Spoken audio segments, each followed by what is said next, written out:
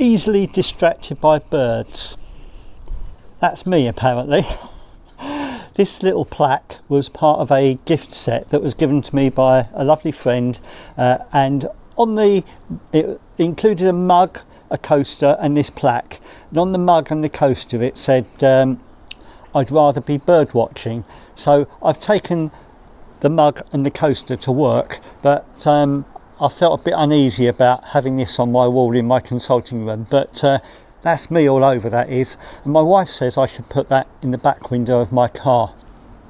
Anyway, make of that what you will. Welcome to Naturally Curious UK.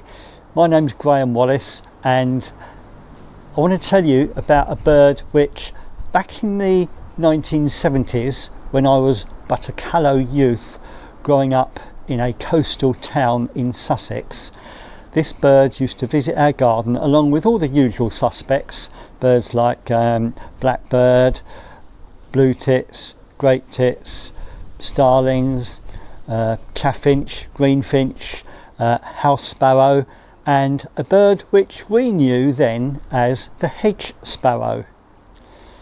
In time though, I got to learn that this bird that we knew as the hedge sparrow had another English name, the dunnock.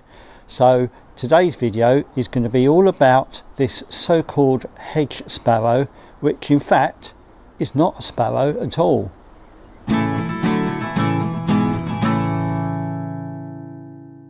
As I mentioned in my introduction, I grew up in a coastal town in Sussex. We lived a couple of miles from the sea in a 1950s built end of terrace 3-bedroom council house. Being end of terrace, we had a decent sized garden which extended around 3 sides of the house, and we got the expected roster of birds, including both the house sparrow and the bird we knew as the hedge sparrow. In terms of scientific classification, or taxonomy to give it its proper name, the house sparrow and the dunnock belong to different families. The house sparrow belongs to the Passeridae family, which is the Old World sparrows or true sparrows, while the dunnock belongs to the Prunellidae family, which contains a single genus of birds called the Prunella, also known as the Acentors. In fact, an alternative English name for the dunnock is the hedge accentor. As far as telling the house sparrow and dunnock apart is concerned, with the male house sparrow it's easy. The pale grey belly, black bib and facial markings, and chestnut head with grey cap are all quite distinctive.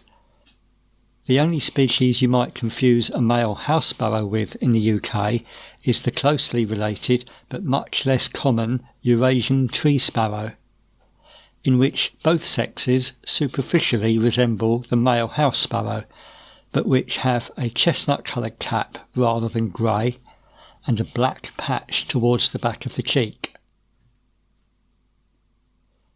When it comes to distinguishing between dunnock and female house sparrow, the differences are more subtle. For me though, the most visible difference is the beak. The house sparrow has the classic seed-eater's bill, quite triangular in shape and very similar to that of many finches, whereas the dunnock's beak is much thinner, much more characteristic of a bird which mostly eats insects, similar to the beak of a robin or a wagtail or a warbler. Other features which distinguish the dunnock are its overall slightly darker plumage, the rather greyish head, and its tendency to carry itself in a more horizontal posture than the house sparrow. The two species sound very different too. The house sparrow, whilst often quite a noisy chirper, is no songster. Here's what the chirping sounds like.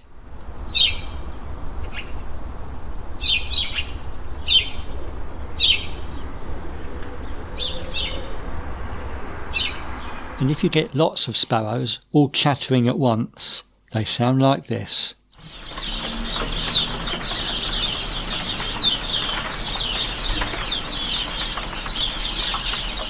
The dunnock, on the other hand, is quite a songster, with a rather attractive, albeit somewhat hurried song.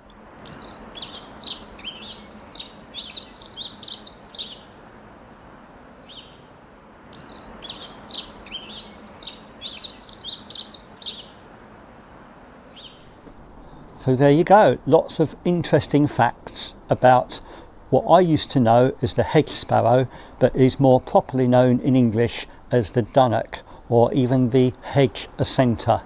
And as I was researching this video, I came across an excellent article in Birdwatching magazine by Ian Parsons, in which he says that although in the UK we think of the dunnock as being a lowland or garden species, in mainland Europe, particularly in Spain, it's a bird that breeds and likes to inhabit the lower slopes of the mountains.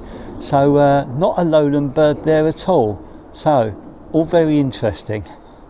Thanks for joining me today. Come back again soon for the next video on Naturally Curious UK. As always, you stay safe and stay sane, as my friend JP likes to say, and I like to add, keep enjoying the wonders of nature God has blessed us with. Catch you soon. Ta-da.